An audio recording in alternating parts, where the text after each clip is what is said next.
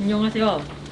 저는 오늘 이스라엘 수도 예루살렘을 간단하게 소개할 강우진입니다. 먼저 예루살렘을 알기 전에 이스라엘을 잠깐 알아보겠습니다. 이스라엘은 중동에 위치한 지중해성 기후를 가지고 있는 나라입니다. 언어는 히브리어와 아랍어를 쓰고요. 종교는 유대교, 기독교, 그리고 이슬람교가 있고 그 외에 다른 종교들도 있습니다. 면적은 22,070제곱킬로미터로 한반도의 약 0.1배에 달하는 면적입니다. 특징은 유대교와 기독교, 이슬람교의 시작입니다. 수도는 텔아비브에 있지만 이는 국제법상이고 우리가 알아볼 예루살렘이 이스라엘 헌법상의 수도입니다. 지도에서도 예루살렘을 이스라엘 수도로 지정해놨고요. 네. 다음으로 팔레스타인 분쟁을 알아봅시다.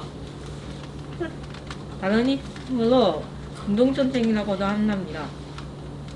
원인은 지금으로부터 약 3천여 년 전 팔레스타인 땅에는 에게 지역에서 온 이주민들이 살고 있었습니다. 그런데 모세가 이끄는 유대민족이 이들을 쫓아내고 땅을 차지한 후 이스라엘 왕국을 세웠습니다.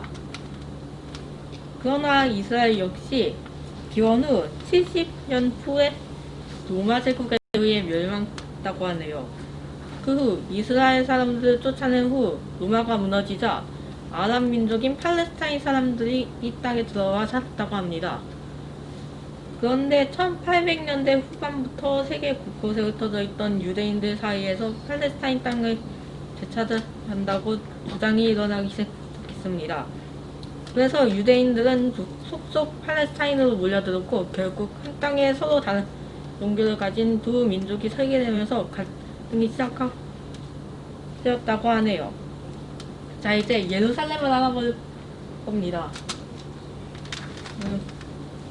예루살렘은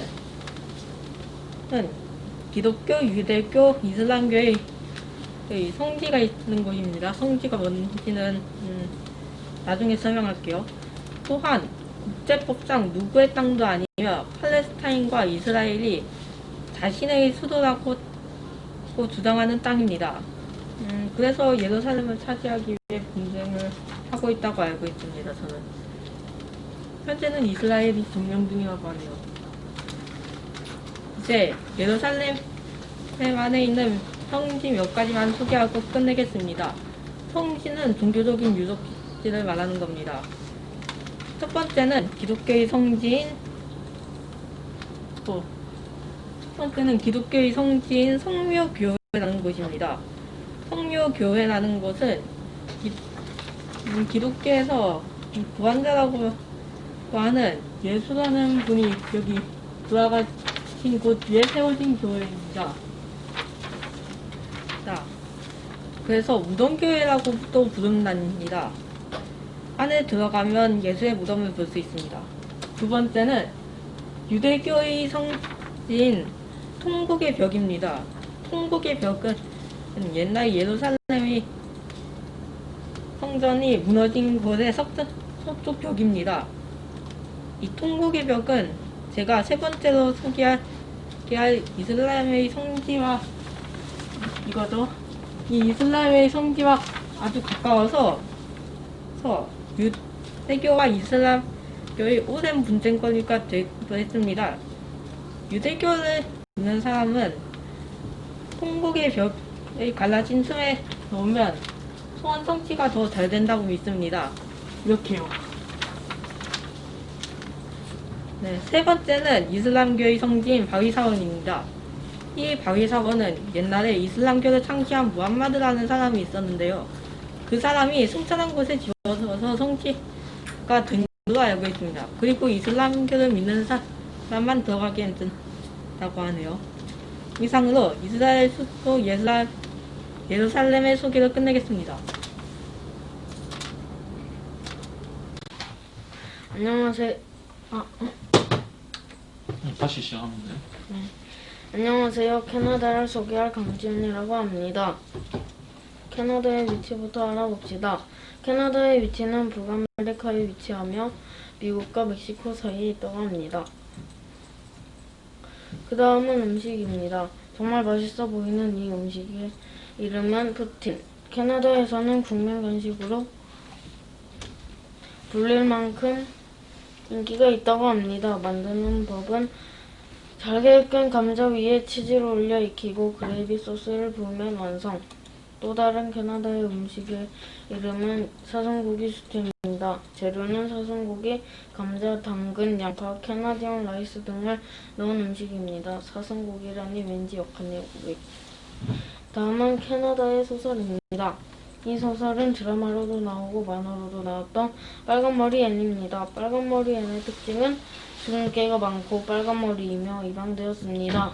그리고 벨이라는 친구가 있다고 합니다. 다음은 캐나다의 명소입니다. 이 명소의 이름은 노르트담 성당입니다. 오타와에 있는 성당 중에 가장 오래되었으며 이 성당을 만드는데 70여 년이 걸렸고 볼거리는 2개의 점답, 벽에 걸려있는 장식들 200여 개의 조각, 성인상 등이 있다고 합니다. 또 다른 캐나다의 명소 나이아가라 폭포입니다. 이 명소는 이 폭포의 위치는 캐나다와 미국과의 국경 사이에 있다고 합니다. 이 폭포에서 내려가는 강물의 94%가 호수슈 폭포로 내려간다고 합니다. 이상 캐나다를 소개한 강지연이었습니다. 감사합니다. 안녕하세요. 미국을 발표하게 된 김강민입니다. 이게 뭔지 아시나요? 이건 바로 리그 오브 레전드라는 게임의 로고입니다. 리그 오브 레전드는 라이엇 게임즈에서 2009년 10월 제작되었으며 한국엔 2012년부터 정식 서비스를 시작했습니다. 리그 오브 레전드는 10명에서 5명씩 팀을 나누어 소환사들이 캐릭터를 선택해 탑, 정글, 미드 등 라인에 서서 상대방 진영을 초토화시키며 끝나는 게임입니다. 이게 뭔지 아시나요? 슈토피아라는 영화의 팬아트와 장면입니다. 슈토피아는 2016년 정식 상영되었으며 미국의 유명 영화사 디즈니에서 제작되었습니다. 줄거리로는 주디라는 주인공이 여러 인물들을 만나며 일을 해결하고 다른 보조 인물들이 일을 일으키는 것을 막는 등의 일을 하는 것입니다. 이게 뭔지 아시나요? 이건 미국 타임스 스퀘어의 사진입니다. 타임스 스퀘어는 뉴욕 맨해튼에서 대각선으로 뻗은 길인 브로드웨이에서 직선 또는 대각선이 교차하면서 만들어진 삼각형 공간입니다. 그리고 특히 매해 12월 31일 밤 12시 무렵 새해 카운트다운을 지켜보기 위해 사람들이 많이 모이죠. 이게 뭔지 아시나요? 이건 미국 유명 호텔 벨라지오의 사진입니다. 벨라지오는 미국 호텔 등급에 따른 최초의 5성급 호텔입니다. 하지만 개장한 지 20년이 넘어 현재 최고의 호텔이라고 말할 수 없죠. 그리고 벨라지오 분수쇼를 보러 사람들이 모인다고 말할 수 있을 정도로 분수쇼가 크고 예쁘다고 합니다. 이상입니다. 자, 안녕하세요. 저는 오늘 여러분들과 함께 영국에 대해 알아볼 남자입니다. 저는 오늘 여러분들과 함께 영국의 위치, 수도, 전통 의상, 그리고 상징물과 기후와 음식에 대해 알아보려고 하는데요. 그럼 영국의 위치부터 먼저 함께 알아보도록 하겠습니다. 자, 영국은 유럽에 위치한 섬나라입니다. 아래 보이는 두 사진 중 왼쪽에 보이는 사진이 영국 대륙의 생김새이고 오른쪽에 보이는 사진이 유럽에서의 영국의 위치입니다. 자, 다음으로는 영국의 수도 런던에 대해 알아보도록 하겠습니다. 런던은 영국의 정치, 경제, 그리고 교통, 문화 등의 중심지인데요. 서울에 비해 약 2.5배 정도 더 큰 면적을 가지고 있다고 합니다. 자, 아래 보이는 사진은 전 세계적으로 인기를 휩쓸었던 영국의 록밴드 비틀즈의 사진입니다. 자, 다음으로는 영국의 전통 의상에 대해 알아보도록 하겠습니다. 저는 이 영국의 전통 의상 중 킬트에 대해 알아보려고 하는데요. 이 킬트는 스코틀랜드 사람들이 전통적으로 착용해온 스커트형 하의로 이 킬트라는 말은 스코틀랜드어로 짧게 한다 또는 몸에 맨다 라는 뜻을 가지고 있다고 하네요. 또한 이 킬트는 스코틀랜드의 남자와 군악대뿐만이 아니라 여자와 아이들 모두들 흔히 입는 옷이라고 합니다. 자, 다음으로는 영국의 상징물들에 대해 알아보겠습니다. 저는 영국의 상징물 중 타워브리지와 빅벤에 대해 알아보려고 하는데요. 먼저 이 타워브리지는 영국 런던을 상징하는 가장 대표적인 건축물로 1887년에 공사를 시작해서 8년에 걸친 공사 끝에 1894년에 완공 개통되었다고 합니다. 타워브리지는 자동차로는 물론 걸어서도 이용할 수 있는데요. 타워 안에는 교각과 관련된 전시관도 마련되어 있어서 볼거리도 제공한다고 합니다. 또한 이 타워브리지는 교각 중앙이 개폐식, 즉 여닫는식으로 되어 있는 게 특징인데요. 그래서 큰 배가 지나다닐 때는 교각이 좌우로 갈라지며 배가 지나갈 수 있게 해주는 모습으로 유명하다고 합니다. 그럼 이 타워브리지가 열리는 모습을 한번 보여드리겠습니다. 이렇게 배가 지나갈 때는 교각이 열려서 배가 지나갈 수 있게 해주고 배가 지나가고 나면 다시 이렇게 다리가 닫히는 모습도 볼 수 있습니다. 자, 그럼 영상은 여기까지 보도록 하겠습니다.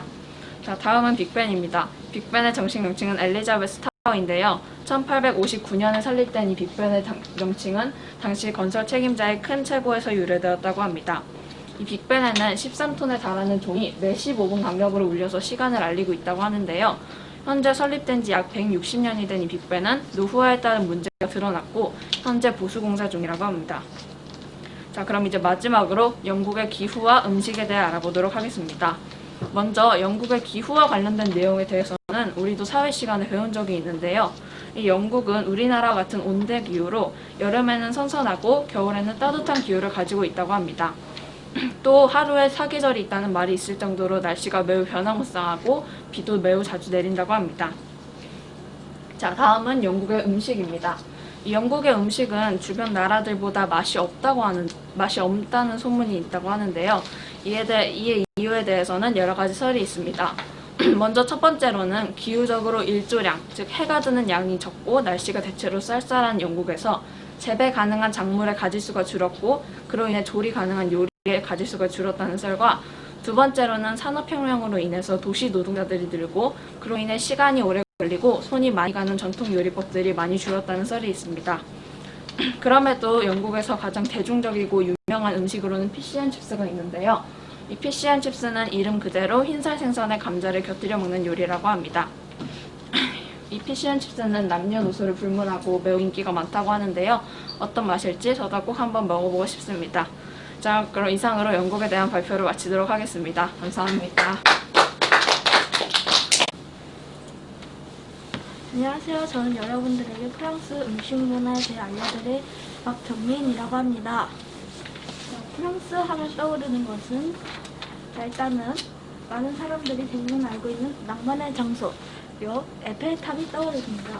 그리고 프랑스 하면 떠오르는 음식 바로 바게트인데요. 그리고 프랑스의 세계 3대 박물관에 손꼽히는 루브르 박물관이 있습니다. 자, 이제 본격적으로 프랑스 위치에 대해서 알아볼까요? 프랑스 위치는 유럽 대륙의 서부, 지중해와 대서양 사이에 위치하고 있으며 유럽에서 세 번째로 큰 나라인데요. 여러분은 그 사실을 아시나요? 프랑스의 음식 예절은 매우 까다롭다고 합니다. 일단 스프를 먹을 때 접시 앞쪽이 아니라 뒤쪽으로 기울여 먹어야 해요. 약간 우리나라는 이렇게 먹는다고 하면 프랑스는 이런 식으로. 그리고 절대로 후루룩 쩍쩍 소리 내면 안 되고요. 야채 샐러드를 먹을 때는 나이프로 잘라 먹으면 안 되고 포크로만 먹어야 한다고 합니다. 그리고 생선 요리를 먹을 때는 뒤집어 먹지 말고 한쪽으로 먹은 후에 뼈를 드러나고 계속 먹어야 하고 주위에 헐없이 닭고기를 손에 잡고 먹으면 안 됩니다. 야만인 취급을 받을 수 있다고 하네요. 그리고 식사 도중 두 팔이 항상 식탁 위에 올라가 있어야 합니다. 이거는 독일이고요. 여기가 프랑스입니다.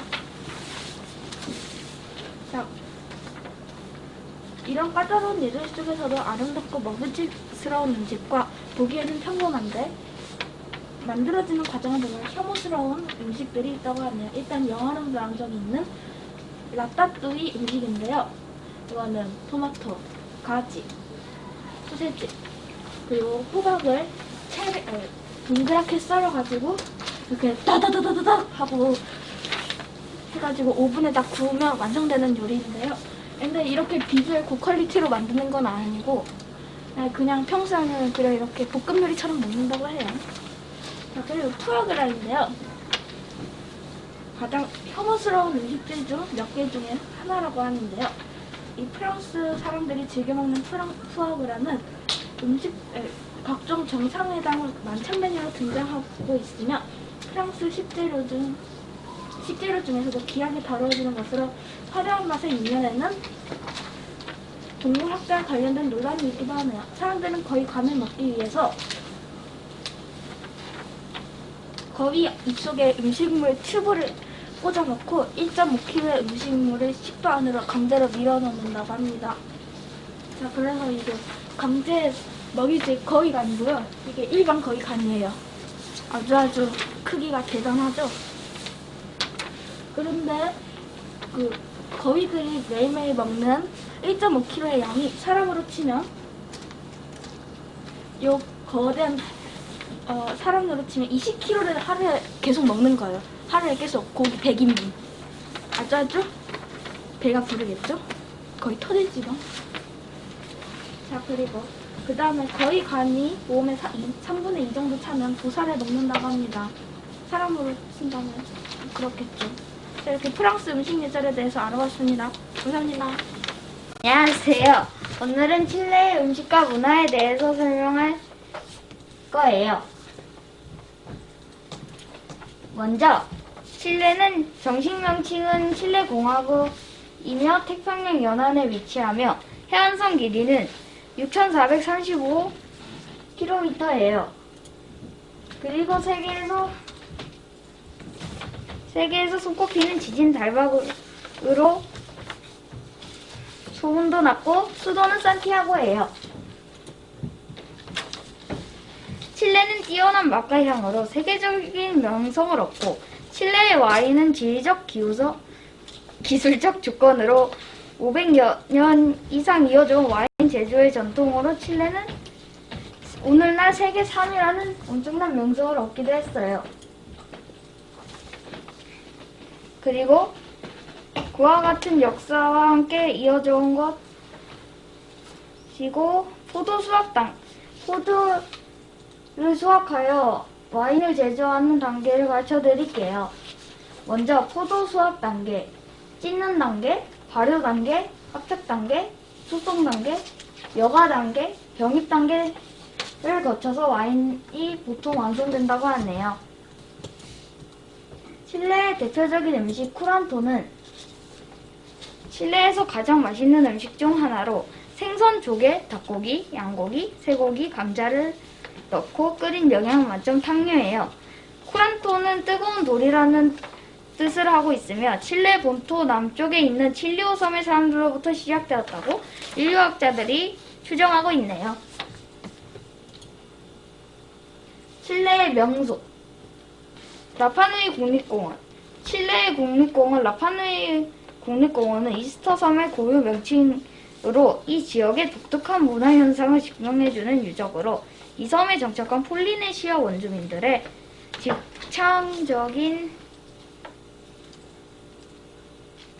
독창적인 삶의 모습을 보여주고 있어요. 그리고 안데스 산맥. 안데스 산맥은 700호를 거쳐 형성되어 있고 세계에서 두 번째로 높은 산이에요. 그리고 아카타마 사막, 토레스 델 파이네 등이 있어요. 그리고 칠레의 기후. 지리적인 이유로 칠레는 모든 기후를 찾아볼 수 있어요. 북부에서는 사막과 열대 기후, 중부에서는 사계절이 뚜렷한 온대 기후, 남부에서는 춥고 장마진 냉대 기후를 나타내고 있어요. 남반구에 있기에 북반구와는 반대의 계절을 보여요. 끝. 안녕하세요. 안녕하세요. 저는 이탈리아 전통 음식 소개 이가린이라고 합니다. 첫 번째는 라자냐입니다. 파스타의 나답게 이탈리아는 수백여 종이 넣는 파스타를 만나볼 수 있는데 라자는 양식 파스타 중 하나입니다. 반죽을 얇게 밀어 넓적한 직사각형 모양으로 자른 파스타면에 다진 고기와 다진 채소, 바샤멜 소스, 치즈 등을 겹겹이 쌓아 만든 요리입니다. 다른 파스타와 달리 볶지 않고 오븐에 바삭해질 정도로 굽는 과정을 거치며 한김치캔을 조금씩 덜어서 먹는다고 합니다. 두 번째는 뇨끼입니다. 뇨끼는 이탈리아식 수제비라고 생각하면 됩니다. 국물 없이 소스와 버무려 먹는 음식으로 고대 로마 시대부터 요리된 파스타의 일종입니다. 수분이 적은 감자와 세물리나 밀가루를 사용해 쫄깃한 식감과 고소한 맛이 매력적인 음식이라고 합니다. 뇨끼를 잘하는 집은 파스타가 맛있다라는 말이 있을 정도로 고난도 기술이 필요한 음식으로 이탈리아 음식인 만큼 정통 뇨끼의 맛을 느끼기 위해 이탈리아에서 놓쳐서는 안 되는 음식이라고 합니다. 세 번째는 티라미수입니다. 티라미수는 이탈리아를 대표하는 디저트입니다. 티라미수는 이탈리아어로 잡아당기다를 뜻하는 티라레에 나를 뜻하는 미와 위를 나타내는 수가 합쳐진 말로 이름 그대로 기분이 좋아진다는 속뜻을 가졌습니다. 티라미수는 에스프레소를 적신 레디핑 거시트와 여러 재료를 층층이 쌓아 올려 각각의 재료가 조화를 이루는 것이 특징입니다. 달콤하면서도 쌉쌀한 맛이 특징으로 한 입 먹으면 사르르 녹이고 입안 가득 퍼지는 달콤함에 푹 빠지게 된다고 합니다. 네 번째는 마르게리타 피자입니다. 이탈리아 음식이라고 하면 가장 먼저 피자를 떠올리기 마련입니다. 피자에 나라답게 다양한 종류의 피자를 맛볼 수 있는데 그 중에서도 가장 기본적인 피자로 알려진 마르게리타 피자는 꼭 먹어봐야 한다고 합니다.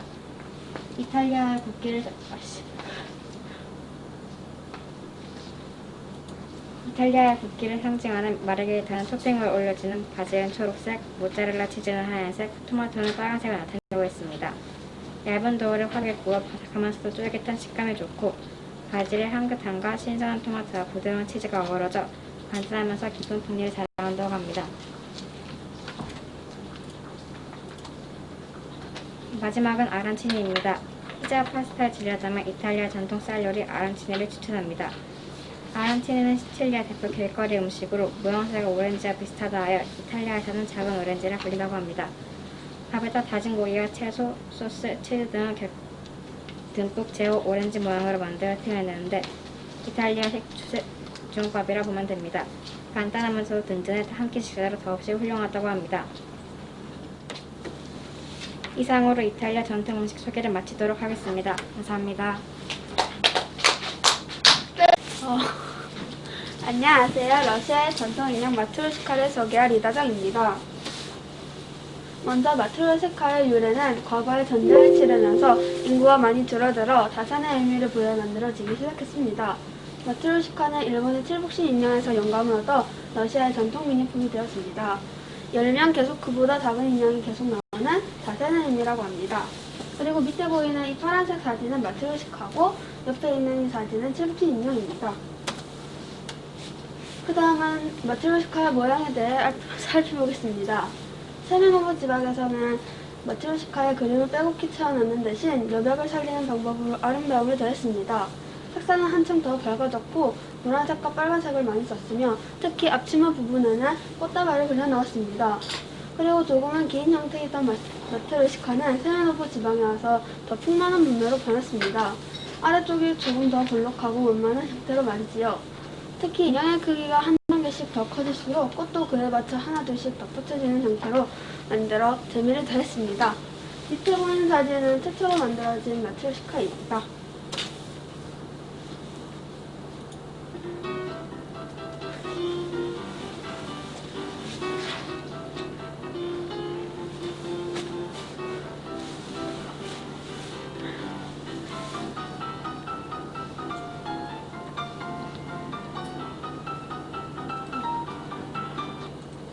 이처럼 마트로시카가 정말 큰 마트로시카도 있고 여기 보이는 것처럼 조그마한 마트로시카도 있습니다. 그리고 마트로시카의 모양에 대해 더 살펴보겠습니다. 일단 마트로시카의 생김새는 나무 오뚜기처럼 생겼고 기본형으로는 러시아의 전통 두건을 쓴 소녀 그림이 그려져 있습니다. 큰 인형 안에 약 80% 크기의 작은 인형이 계속 들어있어서 큰 인형을 열면 안에서 작은 게 튀어나오고 그걸 열면 또 안에서 작은 게 튀어나오고 열면 더 작은 게 튀어나오는 식으로 인형 안에서 인형을 꺼내고 또 꺼낼 수 있습니다. 마지막은 마트로시카 사진입니다. 베트남의 음식에 대해 알아봅시다. 베트남의 위치 위도 북위 8에서 23도, 경도 동경 103에서 109도. 육수에 쌀로 만든 국수 고기를 넣고 기호에 따라 소스를 넣어 먹는 베트남의 쌀국수. 반새우, 쌀가루 반죽에 해물, 야채 등을 넣어 먹는 베트남의 전 비슷한 요리.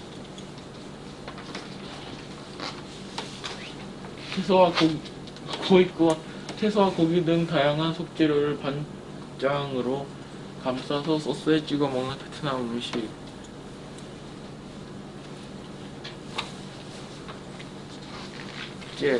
베트남의 대표적인 음식이 하나, 콩, 팥, 과일, 코코넛 밀크 따위를 섞어서 만든 음료. 베트남의 음식 문화 예절, 반찬은 먹을 때 직접 입에 가져가지 않고 접시에 드러낸 후 먹음. 상대방이 음식을 짚어주려고 하면 그릇으로 받는다. 젓가락으로 받으면 관계가 좋지 않고 싸우게 된다고 믿는다. 베트남의 음료 문화. 베트남인은 더운 날씨로 인해 땀을 많이 흘리는 대신 음료수를 많이 마신다.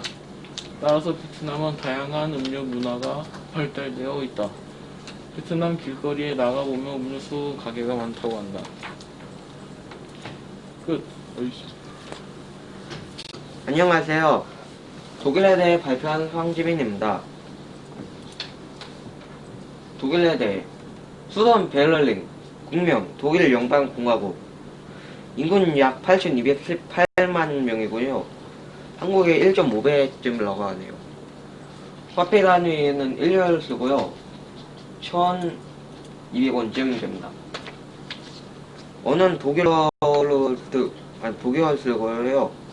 면적은 35만 7,386km. 한반도의 1.6배쯤. 위치는 북위 47에서 55도, 동경 6에서 15도에 있고요. 관계적 위치로는 북쪽에는 북해, 덴마크, 동쪽에는 폴란드, 남쪽엔 오스트리아, 서쪽엔 프랑스 등이 있습니다. 맥주의 나라 독일. 칠레가 와인이면 독일은 맥주로 유명한데요. 독일은 맥주에 보리, 물, 효모만 넣는다는 법을 500여 년간 지켜온 국가입니다. 거기에 독일은 세계 3위의 맥주 소비국에다가 독일 전역에 1,500개의 양조장을 가진 나라이기도 합니다. 독일은 맥주가 거의 물라고 하네요. 아마 저희 미성년지 알아서 식사할 거예요. 맛있는 소세지. 돼지고기나 쇠고기를 곱게 갈라서 동물의 향기에 채운 고기 가공품이에요. 종류만으로는 수천 가지 독일 지역에 대략 1,500여 가지가 있다고 하네요. 플레첼. 옛날 수도사들 기도를 배운 어린이들에게 플레첼을 상으로 줬기 때문에 작은 보상을 한 의미가 있습니다. 저 플레첼 모양이 저런 이유는 기도하는 소원을 닮게 만들나 그렇다고 하네요.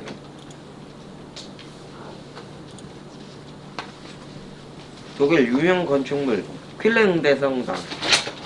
재학시간 6세기, 강산이 한 60번쯤 바뀔 시간이죠.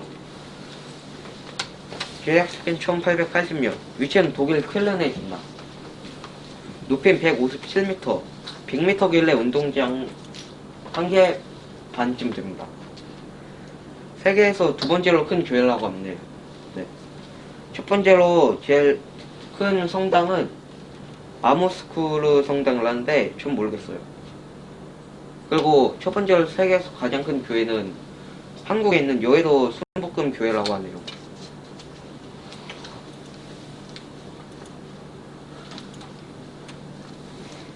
노이 슈반슈타인의 성. 예전에 루트비 왕이 있었는데요. 그 왕은 자신의 성을 아름답게 만들다가 결국 나라의 돈이 낭비되어 수많은 빚을 지게 되었습니다. 왕은 그렇게 만들고 싶은 성에서 왕궁을 보지도 못하고 왕에서 퇴당해 호수에서 빠져 죽었대요. 그리고 강민가 보여준 디즈니 성의 모델이라고 합니다. 수정. 자, 그리고 동독과 서독. 제2차대전 소련에서 동독과 서독 뭐 그런 전쟁이 일어나는데요. 결과적으로는 동독과 서독이 통일되어 베를린 장벽을 부수고 서로 통일을 되었다고 합니다. 한국도 저렇게 통일되면 좋겠네요. 이상 지민의 발표 끝입니다.